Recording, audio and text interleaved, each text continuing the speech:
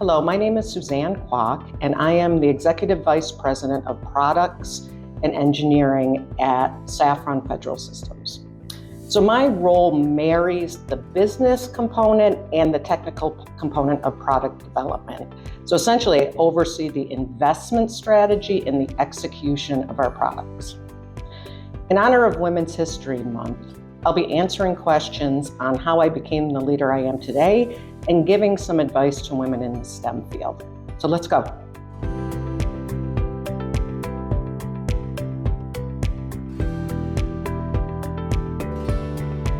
So from my perspective, I think that we have to encourage women to be curious.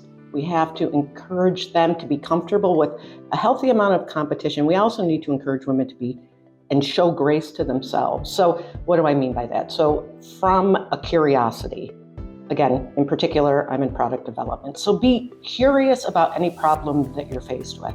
Just have a natural curiosity and a willingness to learn. I think that will take you incredibly far in your journey. The other piece is healthy competition. I'm a sports fan. I'm an advocate of having fun. And I notice that women who can embrace competition have a tenacity and they can get through things. So if you look at your male counterparts, right, they do a great job of having fun and heckling each other.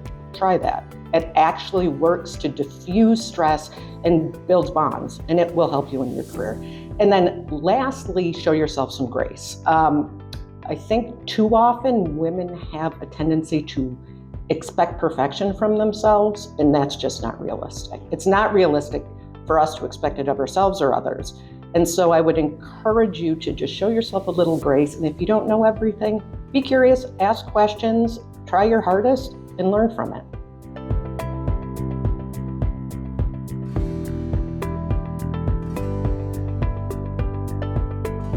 So I reflected on this question, and quite honestly, my perspective is that leadership is a series of lessons. And that you really need to be open to those lessons and you need to pay attention. If you can show up every day with the spirit of improving and getting better and learning from whoever happens to be around you, that will make you a better leader. Your leadership is really an aggregation of all of those life lessons and applying them to the situation at hand.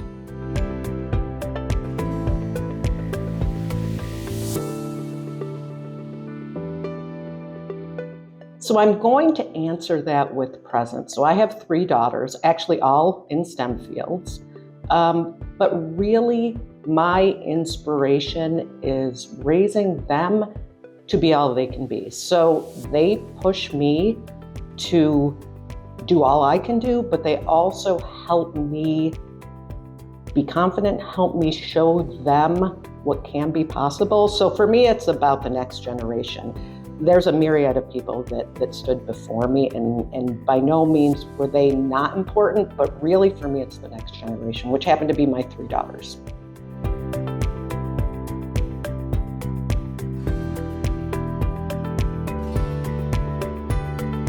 So the opportunity for women to contribute in product development, in any kind of STEM, is about the uniqueness, I think, that women show up with.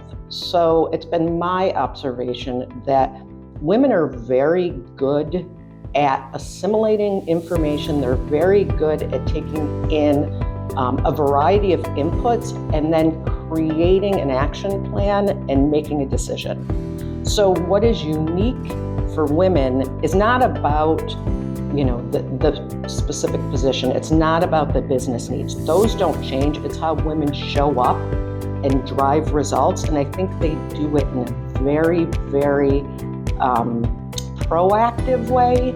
I think women tend to be decisive, and they tend to be able to pull information and people together. So that's unique, right? I think that is the crux of leadership. How do you propel the business forward? How do you propel people forward? And I think women do that very well.